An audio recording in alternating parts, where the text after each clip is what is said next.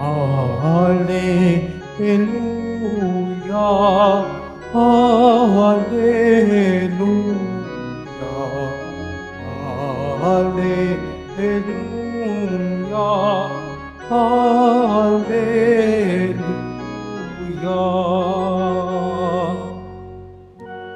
Ang salita mo'y liwanag, tanglaw sa aking paglakad, sa pag-akbang sa iyong landas. Hallelujah,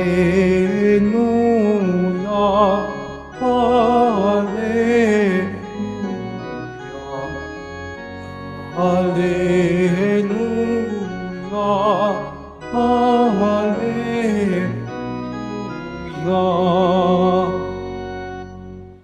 Sumainyo ang Panginoon. At sumaiyo rin. Ang mabuting balita ng Panginoon ayon kay San Marcos. Papuri sa iyo, Panginoon. Noong panahong iyon, sinabi ni Jesus sa mga tao, "Sinisindihan ba ang ilawan para itago sa ilalim ng takalan o kaya'y sa ilalim ng higaan? Hindi ba upang ilagay sa talagang patungan? Walang natatago na di malalantad at lihim na di mabubunyag. Ang may pandinig ay makinig." At idinugtong pa niya, "Unawain ninyong mabuti ang inyong naririnig. Ang panukat na ginamit ninyo ay siya ring gagamitin sa inyo ng Diyos at higit pa. Sapagkat ang mayroon ay bibigyan pa, ngunit ang wala, kahit ang kakaunting nasa kanya, ay kukunin pa." Ang mabuting balita ng ating kaligtasan. Pinupuri ka namin, Panginoong Hesukristo. Magsiupo muna tayong lahat. Ang mayroon ay bibigyan pa, ngunit ang wala, kahit ang kakaunting nasa kanya, ay kukunin pa. Bakit naman kaya ganun? Ano ho? Good afternoon po muna sa inyong lahat, mga kapatid. Baka makalimutan pang mag-good afternoon. Nagtanong tayo kanina, bakit naman ganun? Parang hindi umaayon sa ating sense of justice, ang sense of justice ng Diyos. Ganun talaga. Dahil yan po ang kanyang sense of justice. Pero pwede nating pagsikapang maunawaan ng kaunti. Ang dahilan ay binanggit din niya, mga kapatid. Kasi ang takalan pong ginagamit natin sa iba ay siyang gagamitin sa atin. So, nasa sa atin din pala, mga kapatid. Kung mayroon tayo, dadagdagan. Kung wala tayo, kukunan. Ang magpapasya noon ay kung ano ang ating gagawin. Paano po natin yan ilalapat ng kaunti sa ating kalagayan? Kung iniibig po natin ang ating mga kaaway na alam naman nating napakahirap gawin, pinagpapala din natin ang mga sumusumpa sa atin. Kung ganon, ano? Kung marunong tayong umibig sa kaaway, pinagpapala din natin sila. Ibig sabihin, ang kakayanan o kapasidad nating mag-bless ng kapwa, nakadepende din, in a sense, sa pagmamahal natin sa kanila. Kung idinadalangin po natin ang mga umaapi sa atin, sa huli, ito rin po ang tatanggapin natin. Hindi man sa kanila mismo manggaling. O medyo napilipit ng kaunti sa pangatlong yun, mga kapatid.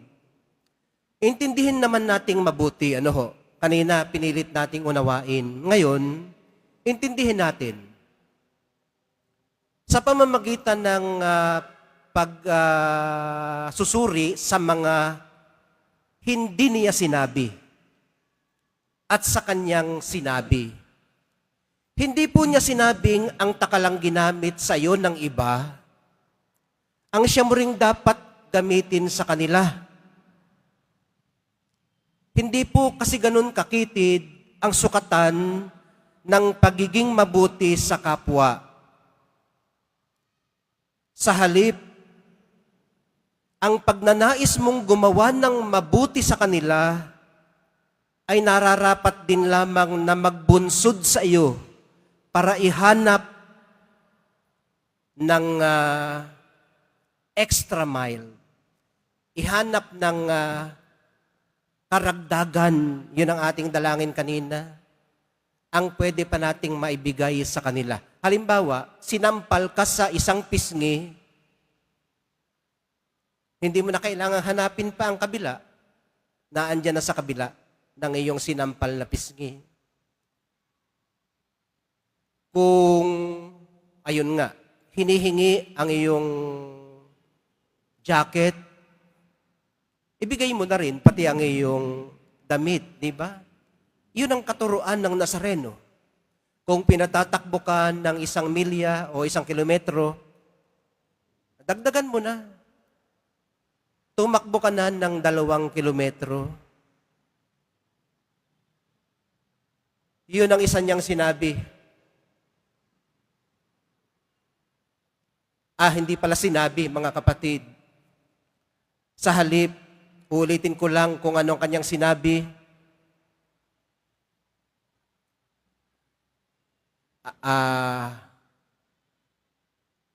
Yung pagnanais natin na gumawa ng mabuti sa kanila, nararapat din lamang na magtulak sa atin na ibigay ang kabilang pisngi. Yun ang kanyang sinabi.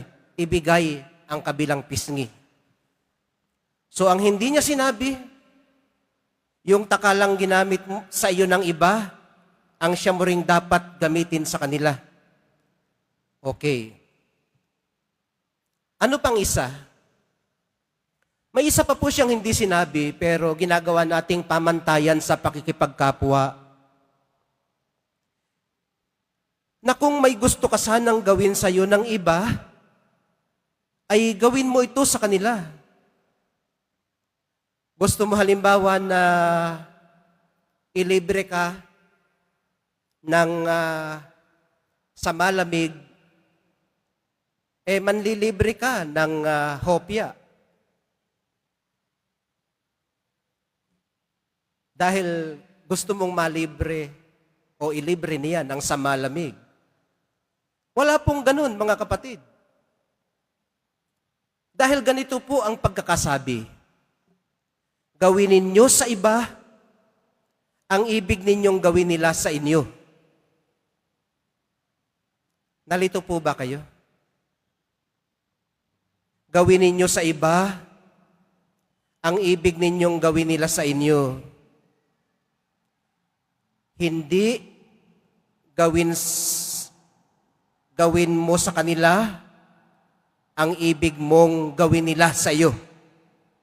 Naintindihan niyo po ba? Napakalaki po ng kaibahan, mga kapatid. Dahil, kumbaga, sa Ingles, to you. To you. Imbes na for you. Ayun, Ang to you kasi sa inyo. Yung for you, para sa inyo. Napakaliit na kaibahan, pero napakalaki ng implikasyon sa pagsasabuhay. Paano po ito? Subukan nating linaw-linawan ng kaunti. Hindi po kasi nalilimitahan sa mga gusto lang nating gawin nila para sa atin ang pwede nating magawa sa kanila? Ayun, ano ho? Ulitin ko ho.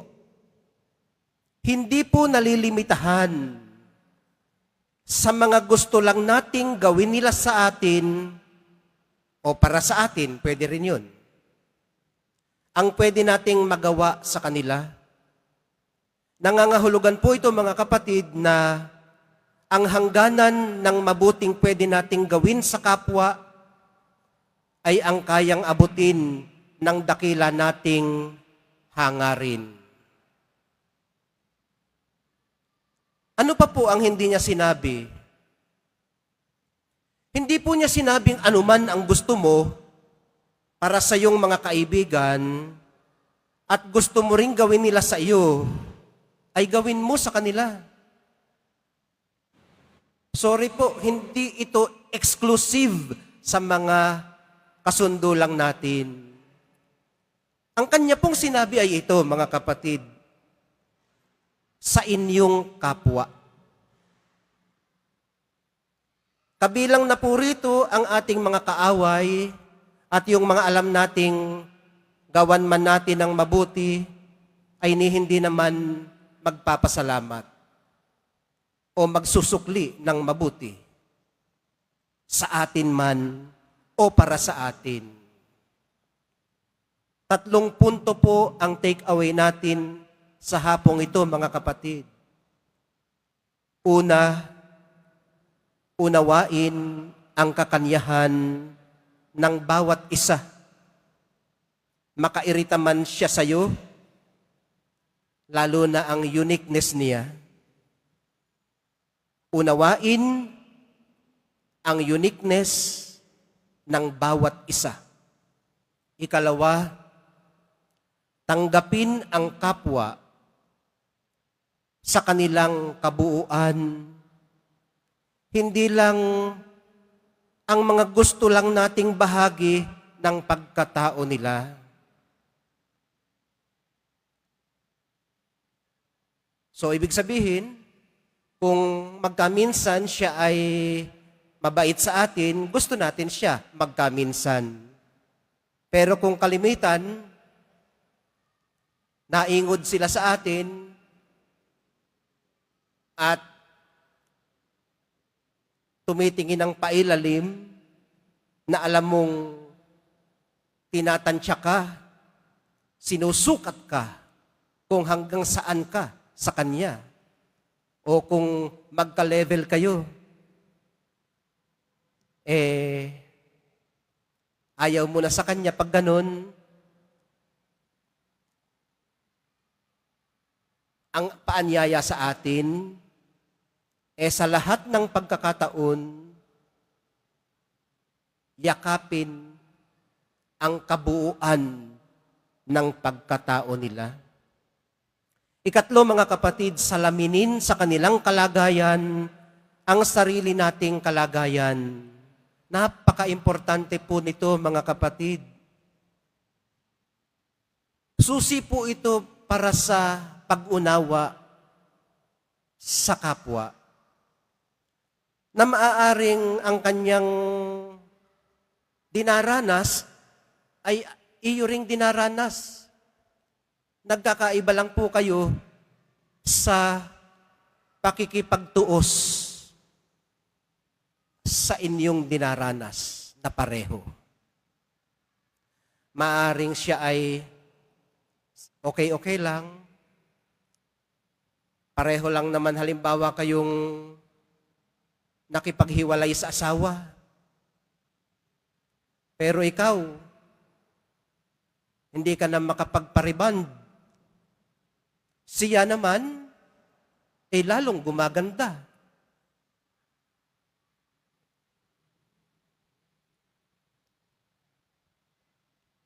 Paano mo maiintindihan ang kanyang kalagayan kung hindi mo nakikita sa kanya ang iyong sarili? Maaari po kasi na makatagpo tayo ng common ground na maaari nating pagkasunduan. Halimbawa, yung example natin kanina, inis na inis ka sa kanya. Buti pa siya, o inggit na inggit ka. Ako nga hindi na makahasikaso sa sarili. Losyang na ako.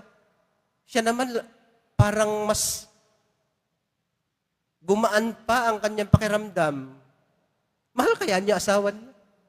Napaisip ka patuloy. Galit na galit ka sa kanya tuloy. Dahil nga sa ganong sitwasyon. Pero kung susubukan mong tingnan sa kanya ang iyong sarili, maaaring makatagpo kayo ng level na playing field kung saan pwede ninyong pwede kayong maglaro sa buhay ng pantay, ng fair. Yung hindi ikaw lagi ang dihado at hindi laging siya ang panalo. Minamahal kong mga kapatid, sa tatlong take-away natin mula sa ating munting pagninilay, baunin din natin ang isang malaking hamon na huwag po tayong magsawang mag-try uli sa mga pumalya nating mga ugnayan. Talaga namang papalya at papalya tayo. Papalpak pa nga tayo kung minsan. Huwag po tayong magsawa na subukan uli. Kung talagang hate mo na siya, balikan mo kaya yung unang pagkakataong in love ka sa kanya. Baka sakali, natalunin ng pagmamahal ang pagkasuklam. Hindi lang para isalba ang inyong samahan, kundi para makitang may mas mahalaga pa palang bagay kaysa maliliit na bagay na pinag-aawayan. Kailangan lang po ng kaunting kabukasan at kapakumbabaan.